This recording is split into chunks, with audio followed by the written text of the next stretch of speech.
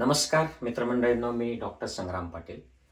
महात्मा गांधींचा एक कोट मला वाचण्यात आला गुलामगिरीबद्दल. आणि एरवी मी महात्मा गांधी वाचले आहेत लहानपणी, माझे सत्याचे प्रयोग वगैरे. पण हा कोट माझ्या ध्यानीमनी नव्हता. तर त्यात महात्मा गांधींनी म्हटलं आहे की freedom and slavery are mental states. Once the slave decides that he or she doesn't want to be slave any more, ते ते फ्री होतात. त्याच्या सगळ्या बेड्या तुटतात. जर गुलामाने ठरवलं की मला आता गुलामगिरी जुगारून लावायची, तर त्याच्या सगळ्या गुलामगिरीच्या बेड्या तुटतात. आता महात्मा गांधी चं हे स्टेटमेंट आणि बाबासाहेबांनी, म्हणजे आता जेव्हा हे स्टेटमेंटचा विचार करतो आपण, की याच्यात त्याला ठरवावं लागतं गुलामाला, की मला आता ही गुलामगिरी नको आहे, मी आता हे जुगारून लावतोय. परंतु त्याच्यासाठी त्याला जाणीव असली पाहिजे की तो गुलाम आहे. मग मी थोडं काही लोकांचे गुलामगिरीबद्दल, फ्रीडमबद्दल आणि नैतिकतेबद्दल असे काही कोट्स बघितले, तर मला हे आवडले म्हणून तुमच्याशी शेअर करतोय. ह्याच्यात सेंट ऑगस्टिन यांनी म्हणलेलं आहे की एखादी गोष्ट जर ती सत्य आहे, परंतु ती कोणीच फॉलो करत नसेल, तर ते सत्य बदलत नाही, ती तरी सत्यच असते. आणि एखादी गोष्ट जर रॉंग आहे, चुकीची आहे, आणि ती सगळा समाज जरी फॉलो करत असला तरी ती रॉंगच असते. म्हणजे मेजॉरिटी लोक ते करतायत म्हणून ते चुकीचं जे आहे ते बरोबर होत नाही, किंवा समाजामध्ये ते कोणी करत नाही आहे फारसं म्हणून एखादं सत्य किंवा चांगलं कृत्य हे खराब ठरत नाही किंवा असत्य ठरत नाही. हे संत ऑगस्टिन यांनी म्हटलेलं आहे. आता पुढचं एक स्टेटमेंट मला याच्यात असं आवडलं की हेनरी डेव्हिड थॉरो जे आहेत, हे अमेरिकन फिलॉसॉफर होते. महात्मा गांधींच्या, बाबासाहेबांच्या आधी होते ते.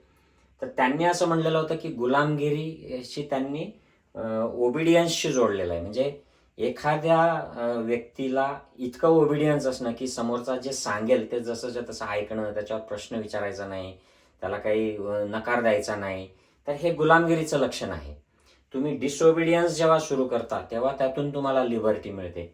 आणि मला एक कनेक्टेड वाटतं बघा, महात्मा गांधींनी सिव्हिल डिसओबिडियन्स मुवमेंट सुरू केली होती, असहकार. जेव्हा तुम्ही असहकार सुरू करायला लागता त्यावेळेला तुम्हाला स्वातंत्र्य मिळायला सुरुवात होते, नाही तर मग तुम्ही गुलामच म्हटले जाता. बाबासाहेबांचं जे आहे, महात्मा गांधींनी म्हणलं की त्याने ठरवायचं, गुलामाने ठरवायचं की मला आता गुलामगिरी नको, जुगारायची. पण ते ठरवायसाठी त्याला जाणीव असली पाहिजे. म्हणून बाबासाहेबांचं स्टेटमेंट, गुलामाला गुलामगिरीची जाणीव करून द्या म्हणजे तो पेटून उठेल. हे किती आपल्याला वेल नोन वाक्य आहे बघा. तर जाणीव झाली पाहिजे.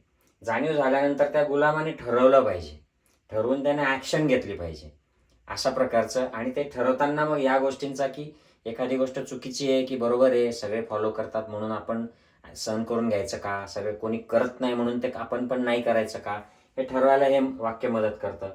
नंतर महात्मा फुलेंचं आपल्याला गुलामगिरी आणि सगळ्या संदर्भात एक वाक्य आहे की शूद्रांना गुलामगिरी का आली, महिलांना गुलामगिरी का आली. तर ते म्हणतात की विद्येविना मती गेली. मती इथे याचा अर्थ विचार करण्याची शक्ती. म्हणजे नुसतं ज्ञान नाही, पुस्तकी ज्ञान. आता पैकीच्या पैकी मार्क पाडणारे पण मानसिक गुलाम असू शकतात.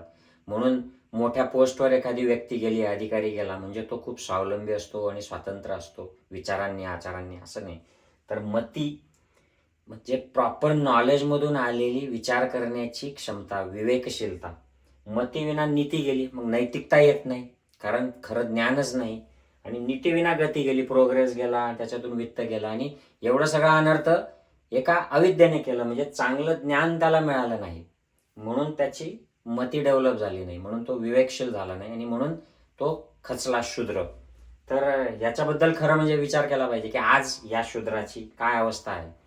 त्याला खरी विद्या मिळाली आहे का, मिळाली आहे तर त्याला मती आली आहे का, आणि मती येऊन तो नीतीने चालतोय का. नीती म्हणजे पुन्हा हेच बघा, राईटला राईट म्हणतोय का आणि रॉंगला रॉंग म्हणतोय का, आणि ते करून त्याला कळतंय का की ही आपली गुलामगिरी आणि त्याच्याबद्दल तो सहकार करतोय की असहकार करतोय.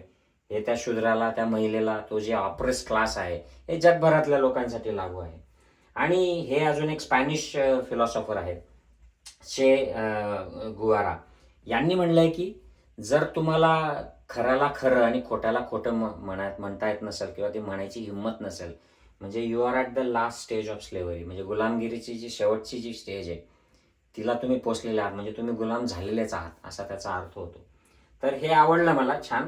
की आपल्याला जे आपल्या विवेकबुद्धीतून जे योग्य वाटतं, जे नैतिक वाटतं, त्याच्यावर आपण वाटचाल केली पाहिजे. त्याच्यावर आपण आपले राईट और रॉंगचे जे डिसिजन आहेत ते विवेकातून घेतले पाहिजेत.